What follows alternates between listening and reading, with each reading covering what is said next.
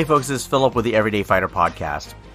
As an instructor, it's very important for me that my students get it, right? So whatever lesson that I'm teaching for the week or, for that particular time on the mat, this round of curriculum, whatever it might be, it's important for me that they get it. And one of the things that helps to guide me with that is this concept that in any interpersonal interaction, whether it's one-on-one or group, the concept is the one that is most flexible wins. So in terms of an argument, if that's the interaction that we're talking about, it's the person that is most flexible in their approach to their side of the argument or, their point, is going to win, right?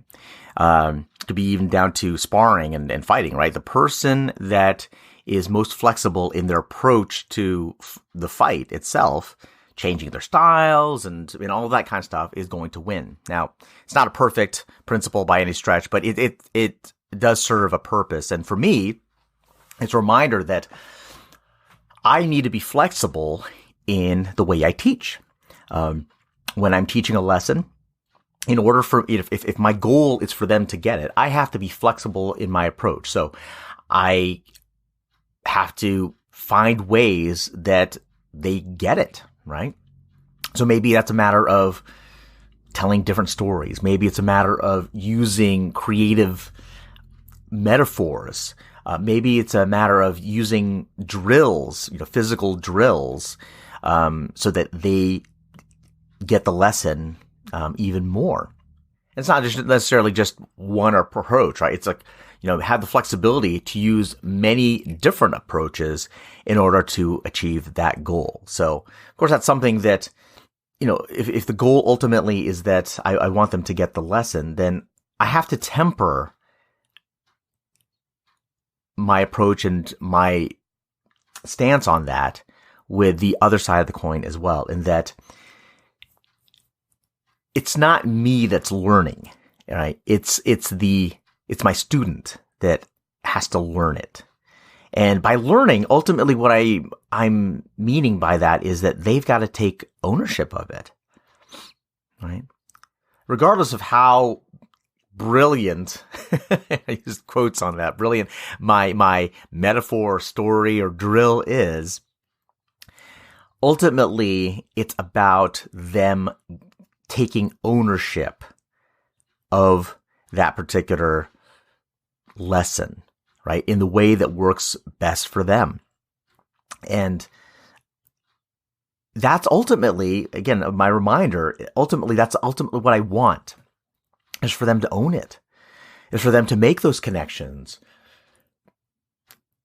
so that they are growing, right? It's not a matter of kind of like in the Matrix, the movie, where like they download all of my experience and skills and all of that. I mean, ultimately that's kind of like a hollow learning for me, if you will, because they didn't do it on their own. They didn't take ownership of that. It's like, okay, it's almost like, and I don't think it's a matter of like the easy way versus the hard way. It's just they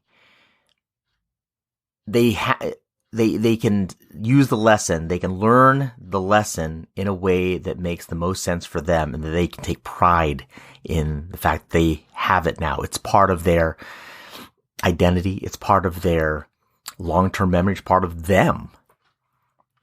And that is only going to come from them taking ownership of it. And for me as an instructor, I've got to remember that it's not necessarily about time. It's not necessarily about, having a particular, get like the perfect metaphor or story to tell them so that they get it.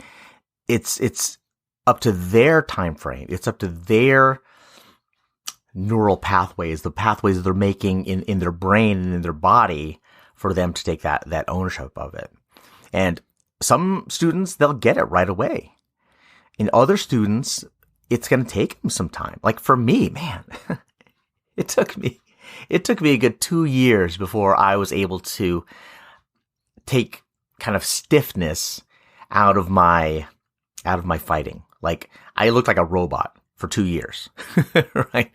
No matter what my instructors told me, no matter how much they're trying to, kind of get the tension out of me, it was up to me to learn and to take ownership and to put the reps in. And then finally, I don't know, I just got it.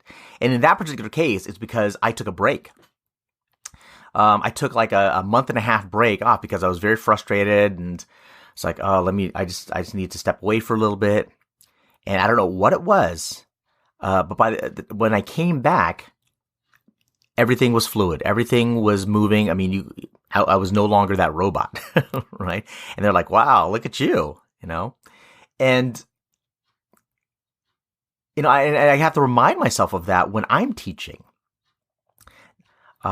I remember this one student, there was a lesson I keep on trying to tell him. And in this case, it was like, you got to, this is fairly recently in the last few months. It's like, hey man, come on. You gotta, we keep on telling you the same thing. And in this particular case, it was, telling him about,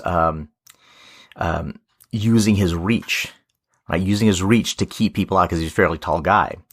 But he wouldn't do it. He wouldn't do it. He wouldn't turn his body. He wouldn't extend all the way. And I was getting very frustrated because like week after week, I was telling him this. And then ultimately, and it wasn't because I had self-awareness, quite frankly, it was just out of frustration. I told him, I said, you know what, man, I'm not going to tell you anymore. Like, you just got to do it. Don't expect to hear me talk about this anymore. And after I said that, like the next sparring match, you see him doing it, right? And for him, it was a matter of me just shutting up. I had to learn to shut up so that he could take ownership of that particular lesson, right? So that he can, tell himself. He didn't have to rely on me, or just that habit or that pattern of me telling him and him not getting it. It got broken. And I don't take any, aside from the fact that I told myself to shut up, right? And again, it was out of frustration. It was like, it wasn't a thing that, it was the thing that I have to remind myself of. And this is what, my point in this particular, in what I'm saying here is that I got to remind myself lots of times just to shut up. I got to know when to shut up. I got to know when it's not about me coming up with some fancy example or drill for them to get it. It's like they have to take ownership. They have to put in the reps. They have to make those connections on their own. And that may take time. It may take them coming up with their own examples based on their own life experience. And for me, just to step back and just have faith that, I hear a lot in a lot of different environments, like trust in the process. And for me, it's something that I still have to remind myself of, is trust in the process. They'll get it on their own timing. It's not like they're fighting not to learn. They're trying to learn. They want to learn. They want to know. That's why they're there.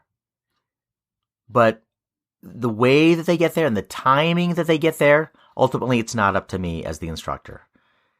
I can help it along, but ultimately it's up to them to own it. And quite frankly, that is really what my goal is for them to own it. It's not for me to have taught them. It's for them to own it, for them to have something that's like, yeah, I work towards this. I take pride in it. And they could explain it to their own students when they have their own students in a way that makes sense. So I hope that's helpful to you. I mean, this is something that I have to remind myself not only on the mat, but outside, right? Off the mat, with my interpersonal relationships, with my wife, with my kids, with clients, is that, as many times as I try to force things through by being flexible in my approach,